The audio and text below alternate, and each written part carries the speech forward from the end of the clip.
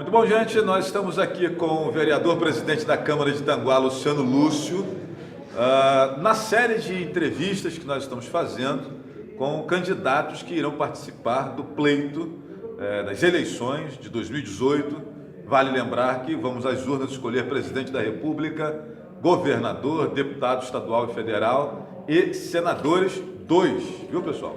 E Luciano Lúcio, presidente da Câmara de Itanguá, é candidato a deputado estadual, e nessa série de entrevistas que vamos fazer com vários candidatos, vamos bater um papo com ele aqui sobre questões exclusivamente estaduais, né? Assuntos que são de interesse e de atribuições do governo do estado na nossa região. Queria agradecer aqui, Luciano, sua atenção. Eu que agradeço. E eu já quero começar aqui perguntando sobre um assunto, inclusive, que o senhor outro dia estava comentando, e é um anseio, um desespero da população da nossa região como um todo, que é o transporte intermunicipal, que é feito pela Rio Ita. O senhor está acompanhando o noticiário, tem gente preso aí por conta de Detro e etc., uma série de questões. Como é que o senhor vê essa questão do transporte público, a atuação da Rio Ita na nossa região, que deixa a desejar sempre? Caso o senhor chegue à LERJ, à Assembleia Legislativa, que atitudes que a gente pode esperar do deputado estadual Luciano Lúcio em relação a essa questão do transporte urbano intermunicipal? Flávio e todos que vão assistir, boa noite. Eu não sei que hora vai passar, eu já falei boa noite, estou na sessão, saindo da sessão. Eu vou ser muito direto, já vou iniciar com uma polêmica. Eu sou um crítico ferrenho, principalmente de quem fiscaliza as empresas de ônibus, que é o Detro. Para mim é um órgão que ele perdeu o objetivo, a sua missão princípio. Para mim o Detro não defende quem deveria defender. Acho fundamental que existam as empresas de ônibus. A crítica não é especificamente às empresas de ônibus, e sim o conluio que virou isso, né? Hoje você tem sérias limitações. Vou dar um exemplo pontual de Itanguá. Desde fevereiro de 2013, que as vans, por exemplo, devidamente organizadas, legalizadas, podem passar em quaisquer trajetos do município. E não passam porque o Detro não permite. E não permite por quê? A interrogação fica no ar. A Câmara de Vereadores, ela fica muito restrita quando o assunto é esse tipo de fiscalização e da própria legislação, porque ela só pode cuidar das linhas municipais. Essas linhas que, na verdade, impactam nesse cotidiano, até porque as pessoas trabalham em outros municípios, elas são de exclusividade da Assembleia. Quem cuida, quem vai fiscalizar de fato, quem vai legislar sobre isso é a Assembleia. Então é uma das minhas, eu já deixo assim registrado, eu não vou ser repetitivo, mas eu vou ser objetivo. Sou um crítico ferrenho, nunca tive nenhum tipo de acordo com a empresa de ônibus, nem pretendo ter. Acho que a gente vive um tempo diferente. Se a gente não ouvir, de fato, a pauta popular, a gente fica completamente desconectado dessa realidade. Então o que acontece é isso, é uma omissão dos poderes que deveriam, de fato, fiscalizar. E se essa oportunidade pelo eleitorado for dada no momento oportuno, né, porque a eleição, de fato, pedir voto, na verdade, é a partir do dia 16 de agosto, podem ter certeza que eu sou um defensor do sentimento igualitário e da condição igualitária de todos que fazem transporte coletivo, sem favorecimento nem para van, sem favorecimento para ônibus, sem favorecimento para ninguém, seja algo igualitário e que dentro dessa própria estrutura do transporte coletivo haja de fato uma competitividade sadia, que não há, hoje há um exclusivismo. Perfeito. Já que nós estamos falando dessa questão da mobilidade, outro tema também de esfera estadual, que cria polêmica, uma série de críticas e tal, é a RJ 124, a Via Lagos, sobretudo a tarifa, né? Não há dúvida alguma que nos últimos 22 anos, com o investimento que foi feito pela CCR Via Lagos, a RJ 124 se tornou muito mais segura, muito melhor para a gente transitar, para a gente viajar para a região dos lagos, etc. e tal. Mas nós estamos falando do pedágio mais caro do Brasil. E a gente sabe que a Via Lagos pratica aqueles valores, não é porque ela quer. Aquilo está em contrato, tem editais, uma série de questões. Como é que o senhor vê essa questão da tarifa da Via Lagos, que ela cobra aos seus usuários, né? Que ideia que o senhor tem para, de repente, conseguirmos colocar preços melhores. Existe inclusive aquela crítica do fim de semana que é R$20, fim de semana e feriado, nos dias de semana é R$12, é um valor menor, né, etc. e tal. A população reclama não é exatamente de pagar o pedágio, e sim desse valor absurdo, escorchante, que é praticado ali na via. Muito se fala sobre isso, mas providência de verdade a gente não vê.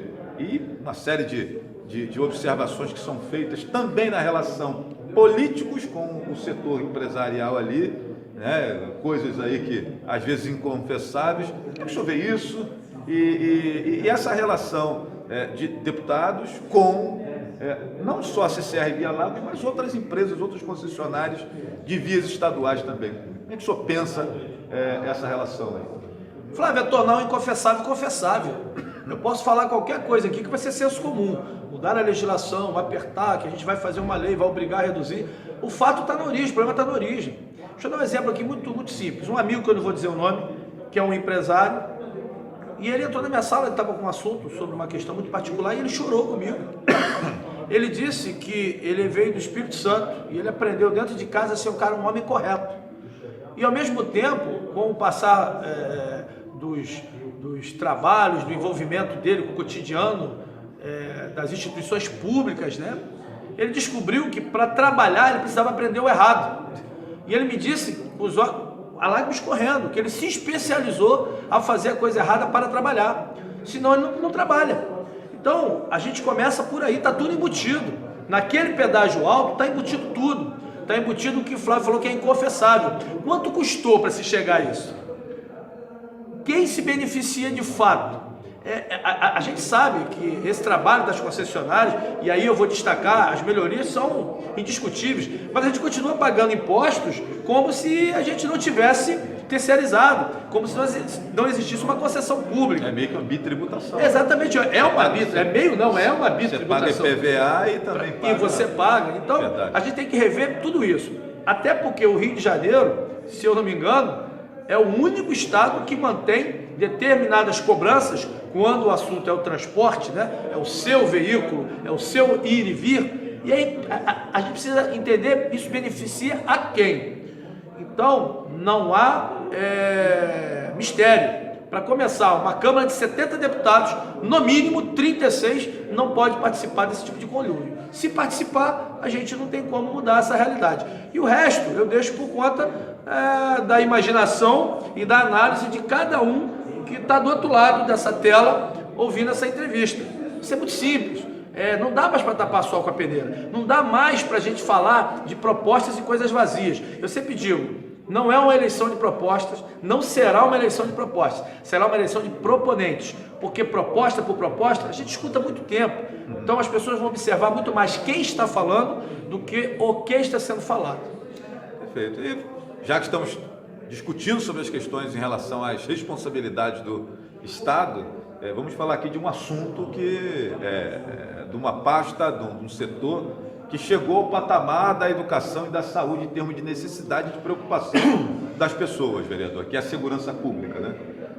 Antigamente se discutia educação e saúde, eram os temas principais, as pautas principais em conversas com qualquer político, qualquer formador de opinião. A segurança pública hoje talvez esteja mais destacada do que os hospitais com problemas, escolas com problemas.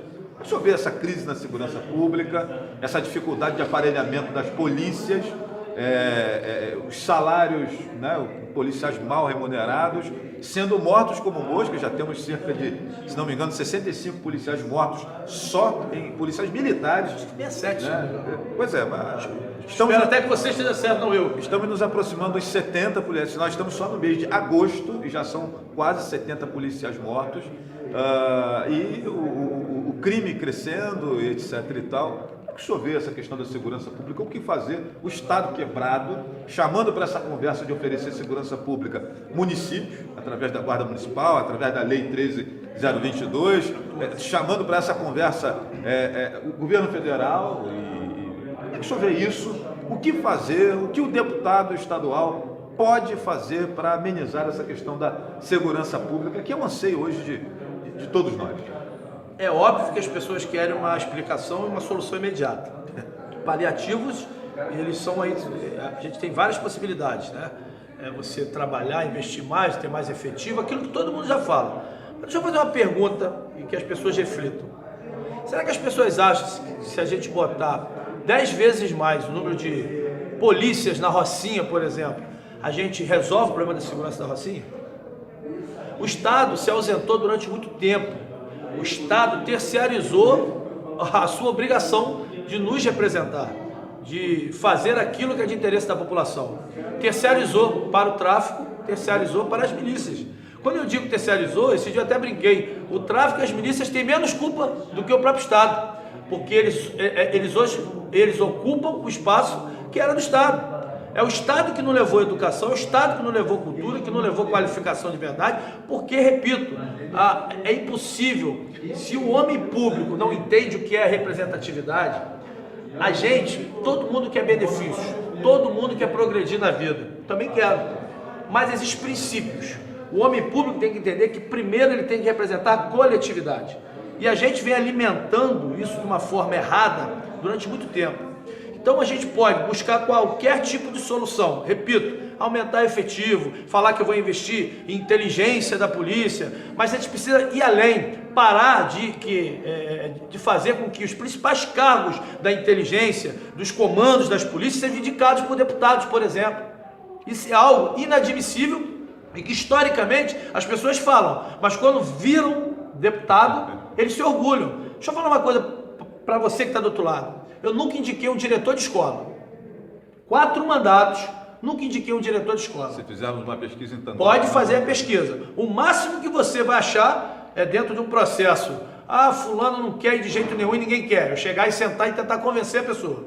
Nunca indiquei. Até porque hoje não tem espaço para contraditório. Tem gente que antes do poder, diz que isso é errado. Deixa eu fazer outra colocação. É até bom que se faça. Então, a gente prevê a eleição, corpo docente, corpo discente e a indicação. Como já houve caso do Manuel Noves, por exemplo, que ninguém queria ser candidato. Então você tem que indicar alguém, a escola não pode ficar sem. Mas existem municípios que funcionam da seguinte forma: o vereador pega qualquer profissional de educação que não tenha nem convívio com aquela comunidade, que não conheça a especificidade daquele local, e ele indica. Porque a família é grande, porque ajudou ele e tal. A mesma forma eu vou falar. Essa questão da segurança. Enquanto tiver o QI na segurança é coisa muito séria. Você tem que trabalhar de forma hierárquica sim, mas que essa hierarquia seja da estrutura que de fato conhece e está no dia a dia, com autonomia, com embasamento jurídico. Inclusive a legislação tem que ser mudada em vários aspectos. Hierarquia da pasta da segurança. Exatamente, hierarquia da pasta da segurança, que não tem essa autonomia. Vão dizer que tem, não tem. Não tem porque eu conheci secretário de segurança extremamente íntegro, que não quer nem mais saber, quer correr para se aposentar. Porque não tem autonomia, porque você tem que atender o interesse de A, de B ou de C, que muitas das vezes não entende nada de segurança e não está nem aí. Muito pelo contrário, né? A teoria do caos favorece muito algumas pessoas. Então eu acho que a primeira colocação é essa. É você, de fato, agir como republicano, fazendo o seu papel de representante da população e não de achar que você está no absolutismo, que você é o todo-poderoso, que até as forças policiais você que indica. Por conta da crise financeira que atingiu o estado do Rio de Janeiro, algumas escolas estaduais, em vários pontos do estado, foram fechadas, outras tiveram turmas reduzidas, escolas que funcionavam em 2, 3 turnos, tiveram turnos fechados, etc. Então, em Rio Bonito, nós tivemos perda no colégio José Matoso Maia Forte, na Praça Cruzeiro, tivemos perda na Escola do Basílio, no Antônio Lopes Campos Filho. Isso prejudicou extremamente as famílias, as pessoas, etc. Profissionais de educação também acabaram sendo prejudicados com isso. Deixa eu ver essa questão da educação a nível de Estado. Vale lembrar que a educação ela é dividida em 3 nichos, né? Educação fundamental com prefeitura, educação ensino médio e profissionalizante com o governo do Estado e o nível superior com o governo federal. Sobretudo nessa lógica do ensino médio, e queria que o senhor desse um toquinho também na questão da qualificação profissional, do ensino técnico, que é extremamente importante porque acaba sendo um motivador para a geração de emprego, geração de renda, etc. O que o senhor vê a educação hoje oferecida pelo governo do estado à população fluminense? Vamos lá, de baixo para cima, de trás para frente. Qualificação, para começar, você tem que analisar os arranjos locais, os arranjos regionais. E o que eu vejo muitas das vezes é você oferecendo uma qualificação sem o menor compromisso de entender a especificidade local, de entender a característica local. Sabe-se lá por quê? Isso é para começar. Se você não potencializa, se você não identifica isso, você não vai qualificar de forma correta. Você vai botar uma quantidade imensa de vagas de não sei o que não vai dar certo. Mas deixa eu ir além aqui. Só para traduzir isso que o senhor está dizendo, que eu acho que é alguma coisa que eu já vi. Você coloca um curso de mecânico de motociclista ali numa área rural, onde você tem muito fazendeiro, sitiante, etc., né? E coloca o curso de laticínio, ordenha de vaca, lá no centro do Rio de Janeiro. Também, isso aí. É mais ou menos isso que o senhor está dizendo, essa discrepância. É por aí. E aí não tem como eu fugir de uma lógica, porque não dá para a gente falar com seriedade. Lembrando que o Luciano Lúcio é professor, né? Inclusive da rede estadual. Sou da rede estadual, professor de História, habilitado em Sociologia e Filosofia. Outra coisa, se quer ver sobrar um pouco mais de dinheiro para a gente melhorar a estrutura da educação, é muito simples. As terceirizações que são tendenciosas, muitas das vezes, direcionadas também para sabe-se lá quem. Na mão de deputados, muitas vezes. Aquilo que custa um X, que hoje está custando 10X, voltar a custar um X. O fornecimento, a manutenção de ar-condicionado, que também sabe-se lá como isso se dá, e por que custa 4 vezes mais do que deveria custar, voltar para a lógica da decência. E isso você só pode fazer com um parlamento sério. Você só pode fazer, você vai culpar o governador pro resto da sua vida. Se você não mudar a estrutura da representatividade da Assembleia como um todo, e eu não estou falando só do Rio de Janeiro, não, eu falo como um todo. Você tem as pessoas, e aí eu não falo só do Luciano Lúcio, não, que se predispõem a ser candidatos, elas têm que entender essa lógica. Primeiro, ela tem que agir como um representante desses interesses. Se a gente fizer isso, eu te falo, já está resolvido o problema. Vai sobrar dinheiro para reabrir as escolas, vai sobrar dinheiro para você potencializar ensino integral, vai sobrar dinheiro para você melhorar a de alimentação escolar. Salário do professor. A sala de aula é a mesma de 200 anos atrás. Não tem por que cada aluno não ter seu tabletzinho, seu notebook para estudar. Não é surreal. É porque se gasta 4, 5, 10 vezes mais com determinadas coisas para favorecer sabe-se lá quem. Então, é regrazinha, é fórmula, é receita de bolo. Mude-se essa concepção e você resolve o problema da educação do estado do Rio de Janeiro. Para ilustrar o que o senhor está dizendo, nós estamos vendo aí pessoas indo presas por corrupção no pãozinho do presídio. Agora nós tivemos recentemente, ontem, aí, alguém sendo preso também por conta de questões menores, assim, né? Negociações com o Estado menores, empresários sendo presos, etc. e tal. O que indica que o senhor está dizendo não é nenhuma lorota, a gente está vendo no noticiário aí diariamente. Queria que o senhor falasse numa tacada só sobre SEDAI e Enel. São dois serviços de responsabilidade do governo estadual. A SEDAI, por exemplo, a gente falar aqui de Tanguá, nós historicamente escutamos uma história de que não tem água aqui, né? O que eu discordo com muita veemência, né? Só que saber procurar, né? Se você colocar um velho escoteiro como eu para procurar água em Tanguá, a gente vai conseguir encontrar, né? E aí tem aquela desculpa de trazer água de Braçanã para cá, isso é mal feito, não é bem colocado. Esse gerenciamento da SEDAI em Tanguá gera uma série de críticas, uma série de situações que por vezes acabam estourando no colo do governo municipal, né? A Enel, nós temos aquela histórica má prestação de serviço, ventou, o tempo virou para chover um pouquinho, a luz acabou e as equipes de manutenção, elas estão todas concentradas em São Gonçalo, onde tem um volume de pessoas realmente muito maior, mas para essa manutenção chegar a Tanguá, Rio Bonito, Silvio Jardim, as cidades menores, primeiro tem que acender São Gonçalo, etc. e tal. Como é que o senhor vê isso, né? Só para usar mais uma história interessante. Em 2014, pertinho da eleição, no período que nós estamos agora, o governo do estado teve em Rio Bonito, fez festa, anunciou água para o Parque Andréia, no segundo distrito da nossa cidade. Começaram uma obra orçada em 14 milhões, saindo de Rio Bonito em direção ao Parque Andréia, e outra frente de obras do Parque Andréia em direção a Rio Bonito, e 4 anos depois nós não temos uma gota de água no segundo distrito, nem tampouco no Sambê, conforme o contrato feito entre Prefeitura e SEDAI. Como é que o senhor vê essa prestação de serviço? O Estado acaba terceirizando responsabilidades, terceirizando problemas, né? E se ausentando, inclusive, na hora que deveria intervir para dar um norte Eu costumo dizer que essa relação entre população e essas empresas terceirizadas, essas empresas como SEDAI, Enel e muitas outras, funciona como irmãos, né? O Estado ele tem que funcionar como um pai que de vez em quando chega, dá um puxão de orelha em cada um, uma chinelada, abraça, beija, pede desculpa e tal, e a gente não vê isso. Como é que o senhor vê essa relação? Na Alerj, o senhor estando lá, qual o seu papel, qual o seu comportamento diante dessas empresas e de outras dessa natureza? Desde a fusão com o estado da Guanabara, né, a SEDAI se tornou ali quem realmente resolvia e era responsável pela água do estado do Rio de Janeiro. A Constituição de 88 muda essa lógica, porque traz o município, mais uma vez eu vou fazer, traz não, eleva o município à condição de ente federado. E muitos prefeitos, historicamente, não entenderam isso, a sua autonomia de discutir esse assunto. Mas eu não vou nem me pegar nessa questão do excesso de benefícios que a SEDAI tem em vários municípios. Eu vou focar em outro aspecto. A SEDAI tem funcionários competitíssimos, que executam muito bem seu trabalho, muitos técnicos que passaram por processo de extremamente de peneiras para chegar até ali, de qualificação, mas a gente vê historicamente uma tentativa de desmonte. A intenção de se privatizar, a intenção de se acabar, não que eu seja contra as privatizações, há de se ter cuidados.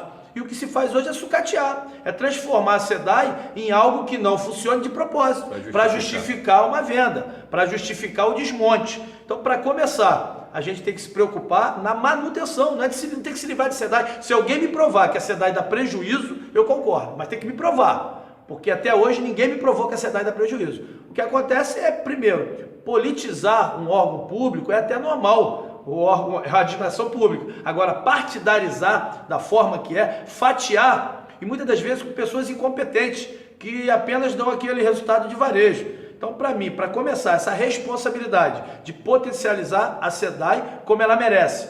Menos partidarismo e mais gestão. E a Enel, eu vou falar uma coisa para vocês. Aí é crise de legitimidade, crise de representatividade. Aonde você tem a representatividade maior, é uma empresa que tem a sua concessão, que tem sua autonomia, que tem uma fiscalização de cima para baixo, e se você não tiver legitimidade, se você não tiver credibilidade para sentar numa mesa e para falar com seriedade, fica muito difícil. Muitas das vezes a gente sabe de alguns benefícios em períodos eleitorais que ocorrem, enfim, coisas que eu não preciso aqui explicitar, porque quem está ouvindo também sabe do que eu estou falando.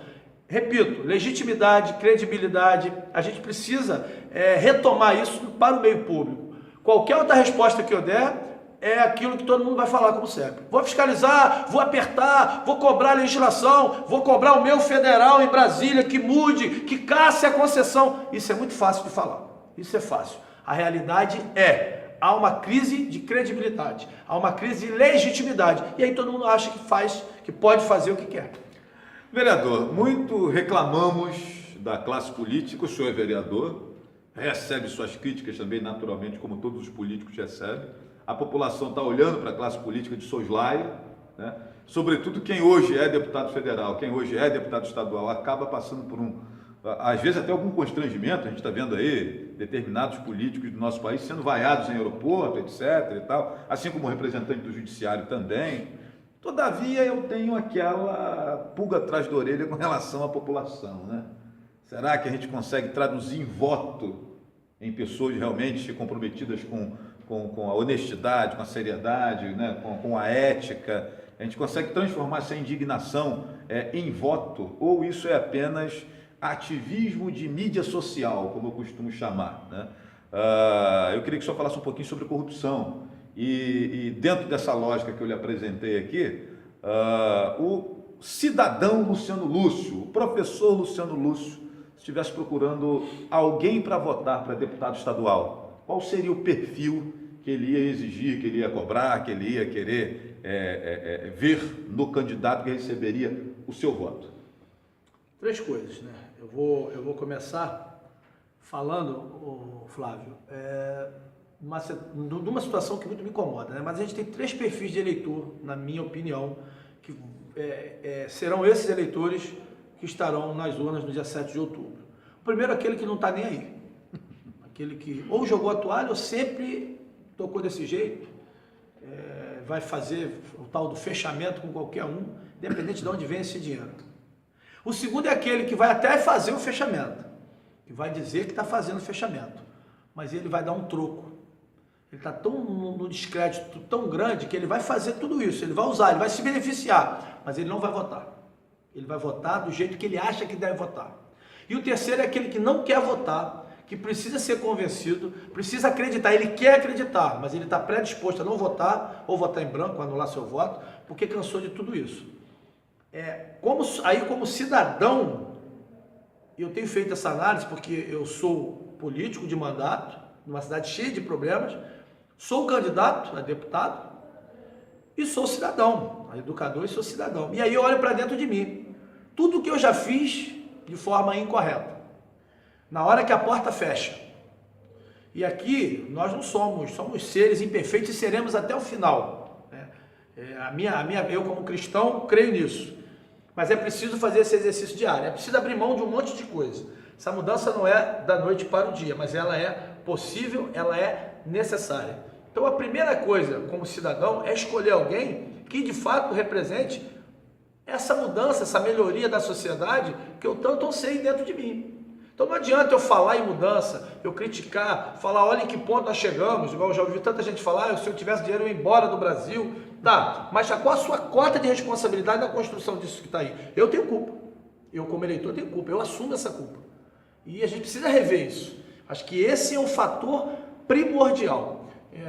E eu vejo dessa forma, Flávio, não tem como ser diferente. Acho que essa mudança ainda não vai ser definitiva, mas acho que a gente vai ter grandes surpresas. Espero, inclusive, ser uma dessas surpresas. Mas eu digo o seguinte, vou repetir, não dá mais para mentira. Não dá mais. Você pode até ter a discordância, aquela história que eu sempre falo, mas ela é muito lógica e ela fala tudo, que é do copo d'água pela metade, não tem como eu não destacar. Você pode falar que está quase vazio, quase cheio. Você não pode dizer que está transbordando nem que está seco. Há um tempo atrás dava até para você falar, levava um tempo mais para as pessoas enxergarem o copo. Agora não, agora é muito rápido. A informação é muito rápida. Você não tem tempo de contar lorota, esperar para que essa lorota te dê o resultado que você espera, para você ter a sua vantagem. É rápido demais. E esse descrédito é fruto disso que a gente vem plantando. Então eu quero ser agente da mudança, mas eu falo como cidadão. E eu começo dentro da minha casa, nos meus atos, na formação, na forma que eu conduzo a minha família. Então quando você começa a fazer esse exercício diário, é do micro para o macro. Eu como professor de história também gosto disso. A gente aprende a estudar, a minha formação foi analisando a microhistória. Então a gente vai do micro para o macro. Você quer mudar o macro, mas não quer mexer no micro. Você quer falar do senador corrupto, mas você não quer mudar a sua postura. Você fala com os deputados, ninguém é confiável, mas você senta na mesa de um candidato e diz, se me der 5 mil, eu fecho com você. O problema não é o tipo de fechamento que você faz, é com quem você faz o fechamento, inclusive. Eu sou o cara mais sério do mundo. E sob que condições, né? Exatamente, mas eu digo, qual é a origem disso? Enfim, é um caminho difícil, árduo, mas que todos nós precisamos trilhar antes que a nossa sociedade entre em colapso. Perfeito. Gente, conversamos aqui com o professor Luciano Lúcio, vereador presidente da Câmara de Itanguá, candidato a deputado estadual pelo PSDB. Destacar aqui para os amigos, Luciano, uma colocação importante. Na última sexta-feira, saiu uma matéria do jornal O Globo, da Flávia Oliveira, embasada no Observatório de Favelas, falando sobre os meninos que acabam ingressando no tráfico com 13, 14, 12 anos. E eu fiz uma provocação essa semana falando o seguinte, né? Os números do Observatório de Favelas nós temos, mas para chegarmos a algum lugar está faltando nós termos a leitura de uma instituição chamada Observatório de Mansões, Observatório de Coberturas, Observatório de condomínios ricos e importantes, etc. e tal, onde está o nascedouro de parte dos problemas que desembocam nas favelas, nas comunidades. Deixa eu te dar um cortezinho. E nas cidadezinhas menores. E eu quero deixar essa reflexão aqui e termine fazendo a sua.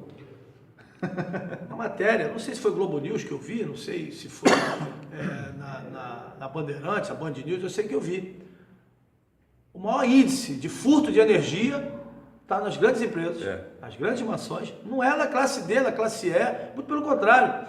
Esse faz de tudo para estar em dia com suas obrigações. O maior índice, o maior problema está em cima.